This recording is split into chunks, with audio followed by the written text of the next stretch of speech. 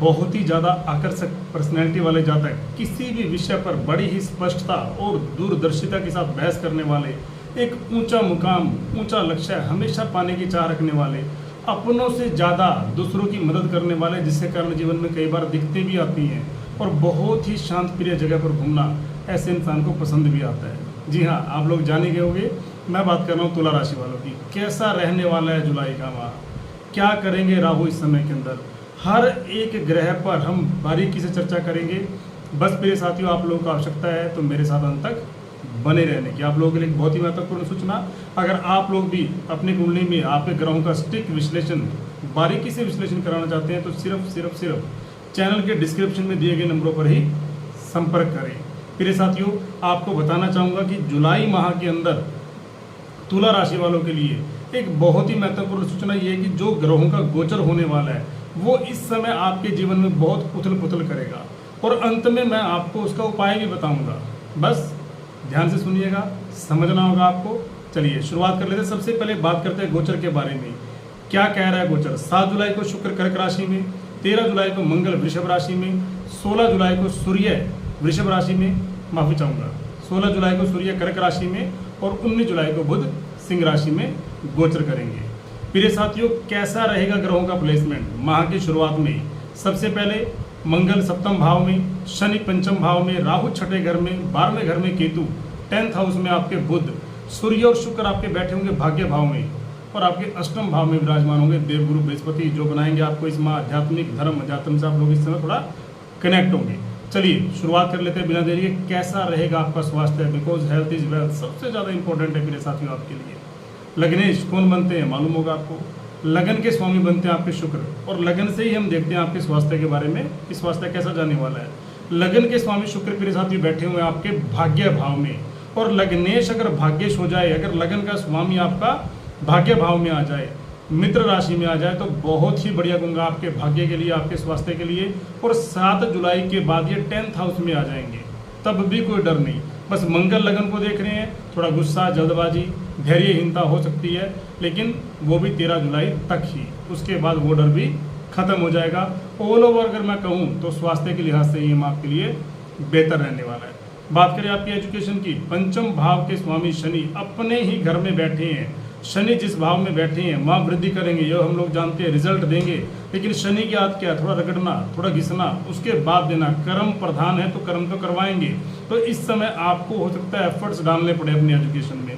कोई बुराई भी नहीं, मैं कहता हूँ इंसान अगर जलकर तपकर कोयले से हीरा बने तो इंसान वही है जिसको जो चीज़ें आसानी से मिल जाए, फिर साथियों वो उसकी कभी भी कदर नहीं करता।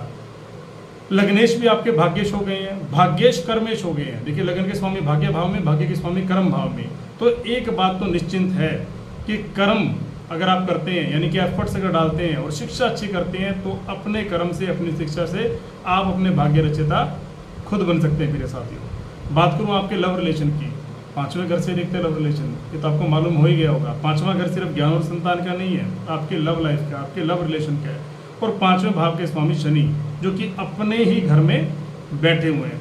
प्रिय साथियों, शुक्र जो कि दाम्पत्य सुख के कारक है, लव लाइफ के कारक है, ये भी आपके भाग्य भाव में बैठे हुए हैं सूर्य के साथ। 7 जुलाई के बाद आपके 10th हाउस में आ जाएंगे और साथ ही 7 जुलाई के बाद शुक्र शनि सटाष्टक योग भी बनाएंगे। अब सटाष्टक योग से आपको डरना नहीं है, क्योंकि उस समय दोनों के, आप दोनों के यानी आपके और आपके पार्टनर के थोड़ा सा मैं कह सकता हूँ कि विचारों में दिक्कत, मिसअंडरस्टैंडिंग, ऊपर से मंगल लगन को देख रहे थोड़ी वाणी कई बार खराब करा देते हैं। बस आपके रिलेशन में दिक्कत ना आए, इससे आपको बचना है, या अपने आप को अपनी वाणी पर नियंत्रण रखना है। बेवजह का मिसअंडरस्टैंडिंग क्रिएट नहीं करना है। इससे अगर आप बच जाते हैं तो लव लाइफ बहुत बेहतर है मेरे साथियों। बात करें आपकी मैरिड लाइफ की, 7th लॉर्ड बनते हैं मंगल अपने ही घर में, लेकिन कब तक मालूम होना चाहिए आपको? 13 जुलाई तक। उसके बाद 8th हाउस में आ जाएंगे। ये ठीक नहीं है, जब तक 13 जुलाई से पहले जितने ये बढ़िया हैं, 13 जुलाई के बाद उतने ही खराब फल देंगे। 13 जुलाई के बाद पार्टनर की हेल्थ, थोड़ा स्ट्रेस, काम का स्ट्रेस, या फिर आप ही लोगों के बीच में थोड़ा मिसकम्युनिकेशन हो सकता है, ध्यान दीजिएगा। 13 जुलाई से पहले कोई डर नहीं, यानी ऑल ओवर मैरिड लाइफ ठीक ठाक निकल जा रही है आपकी। बात करें आपके भाग्य की, भाग्य के स्वामी बनते हैं बुध, और बुध बैठ गए आपके 10th हाउस में।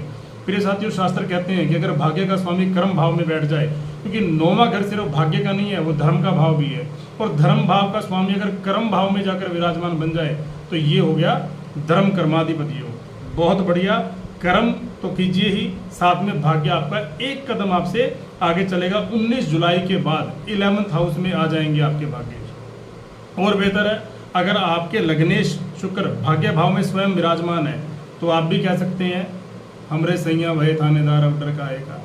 भाग्य आपके साथ है मेरे साथियों। भाग्येश अगर 10th में है तो कोई डर नहीं, अगर आपके लाभ में है तब और बेहतर है। यानी कि ये समय मैं कहूँगा कि भाग्य के मामले में आपके साथ है। Do whatever you want to do man, कोई चिंता नहीं। शुभ कार्य, मांगलिक कार्य, इन्वेस्टमेंट, परचेज, कल का इंतजार मत कीजिए, कल करेंगे, अगला महीना भाग्य में और अच्छा आएगा। नहीं, ये समय बहुत बेहतर है। कल का इंतजार ना करके जो भी नए कार्य करने हैं भाग्य के भरोसे इस समय के अंदर आप लोग कर डालिए। बात करें कैरियर की, 10th लॉर्ड चंद्रमा बनते हैं, कहना ही क्या, हर 2.25 दिन में राशि परिवर्तन कर लेते हैं। मेरे साथियों तुला राशि वालों के लिए एक परेशानी तो रहती है कि कैरियर में थोड़ा सा उतार चढ़ाव बनता है, क्योंकि चंद्रमा क्या है, जल का काम है घटना और बढ़ना। तो कार्य क्षेत्र में थोड़ी सी अस्थिरता आपको महसूस होती है। लेकिन इस माह आपके भाग्य के स्वामी बुध 10th हाउस में है और साथ में कहूँगा कि शुक्र भी आपके 7 जुलाई के बाद 10th में होंगे। गुरु भी 8वें घर में बैठकर आपको थोड़ा आध्यात्मिक बना देंगे, एक एनर्जी आपके अंदर देंगे, एक धार्मिक भावना पैदा करेंगे। तो एनर्जी अच्छी, सोच अच्छी, कर्म अच्छे और कैरियर के घर में बन जा रहा आपका लक्ष्मी नारायण योग। बस अपने एटीट्यूड को, अपनी वाणी को थोड़ा कंट्रोल रखें ताकि आप ही किसी से बहस ना हो अपने सीनियर से, उससे बचना। बाकी कैरियर भी आपका बेहतर। बात करें बिजनेस की, 7th लॉर्ड 7th में है। 13 जुलाई के बाद मंगल 8th में आ जाएंगे, तब भी नहीं, क्योंकि व्यापार के कारक बुध अभी भी केंद्र में है और उसके बाद भी 11th में ही आएंगे। तो लाभ तो अवश्य होगा ही होगा।